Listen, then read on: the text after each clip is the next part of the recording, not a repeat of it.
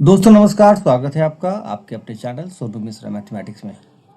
तो चलिए आज की वीडियो में मैं लेके आया हूँ आपके लिए डिविजिबिलिटी रूल का एक बहुत ही बढ़िया सा शानदार सा सवाल। ये एसएससी प्रीवियस ईयर का क्वेश्चन है। तो देखिए आपके स्क्रीन पे क्या है सवाल, ध्यान से देखिएगा। अगर आपको लगता है कि ये सवाल आप सॉल्व कर सकते हो तो वीडियो पॉज करिए और आराम से इत्मीनान से बना के देखिए। और अगर नहीं सॉल्व कर सकते हैं तो लगातार मेरे साथ बने रहिए और अच्छे से इस सवाल को सीखिए। सवाल क्या कहता है, कोई नंबर है 5A8 3G608 और यह नंबर 792 से पूर्णतया विभाजित है, तो 2A + 3G का मान आपको बताना है। तो जैसे ही आपने देखा कि 2A + 3G का मान निकालना है तो आपका टारगेट होगा कौन, A और G। जैसे A और G पता हो जाएगा आप वैल्यू पुट कर दोगे, आंसर निकल जाएगा। तो नंबर क्या है जरा गौर से देखिएगा, 5A8 3G608। ये नंबर डिवाइड हो रहा है 792 से 100%। तो इसको क्या करेंगे, सअभाज्य संख्या के रूप में तोड़ेंगे।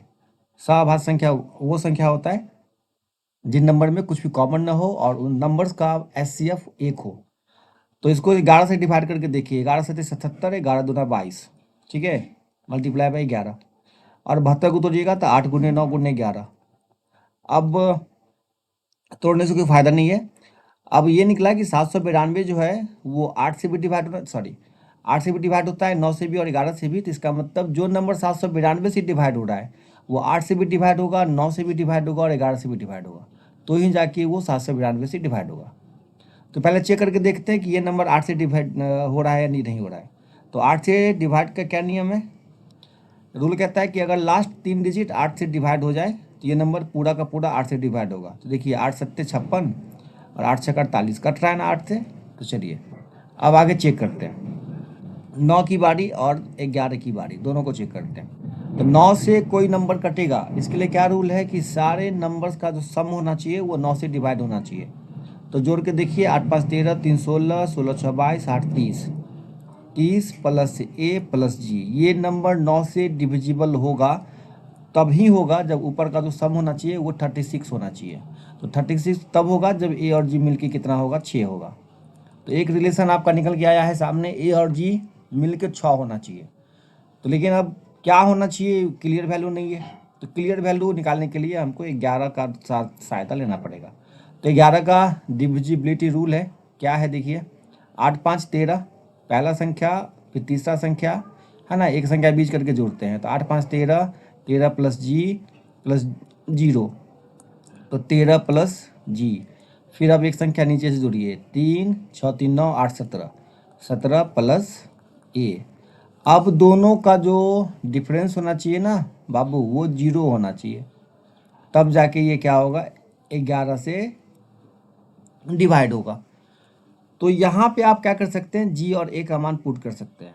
आप ऐसा दिमाग लगाइए कि G और A का वैल्यू पुट करने से दोनों का डिफरेंस, इन दोनों नंबर का डिफरेंस 0 हो जाए। तो जरा आप गौर करिएगा, A का मान अगर आप 1 दे देते हैं, G का मान 5 दे देते हैं, तो 5 1 6, और यहाँ देखिए 13 5 18, 17 1 18, 18 18 मिल जाएगा, डिफरेंस कितना हो जाएगा, 0। ठीक है, ये भी 18 हो जाएगा, ये भी 18 हो जाएगा। तो डायरेक्ट आप वैल्यू पुट कर सकते हैं, A का मान 1, G का मान 5, तो 2 गुने 1 + 3 गुने 5, 5 से 15 2 17, ये होगा जी आपका आंसर। लेकिन अब सवाल उठता है कि अगर आप नहीं सोच पाए डायरेक्ट वैल्यू निकालना तो आप क्या करिएगा। तो आपके पास दूसरा रास्ता ये है कि आप जरा गौर करके देखिए, आपको पता है कि इन दोनों का डिफरेंस 0 होना चाहिए, तो जाके ही ये 11 से डिवाइड होगा। तो डिफरेंस निकाल के देख लीजिए, 13 + G - 17 - A = 0। तो यहाँ से देखिएगा कि आपको G और A का डिफरेंस जो आएगा वो 4 आ रहा है। तो G A का डिफरेंस 4 होना चाहिए और G और A का जो सम है वो 6 है, वो ऑलरेडी आपको दे रखा है। तो यहाँ से जब G का मान निकालिएगा तो G बराबर क्या हो जाएगा, कैंसिल, 6 4 10 बटे 2, 2 पंचे 10, और G का मान 5, तो A का मान 1। ठीक है, इस प्रकार हम G और A का मान निकाल लेंगे आसानी से, और आसानी से वैल्यू पुट करके आंसर निकाल लेंगे 17। ठीक है, उम्मीद करता हूँ ये कॉन्सेप्ट आपके सोच में आ गया होगा और बहुत मज़ा आया होगा सीख के। काफ़ी बढ़िया सवाल था, और ऐसे ही बढ़िया सा खतरनाक सा सवाल सीखने के लिए आप हमारे साथ बने रहिए लगातार। फिर मिलते हैं अगले वीडियो में, तब तक के लिए tata bye bye, see you, take care.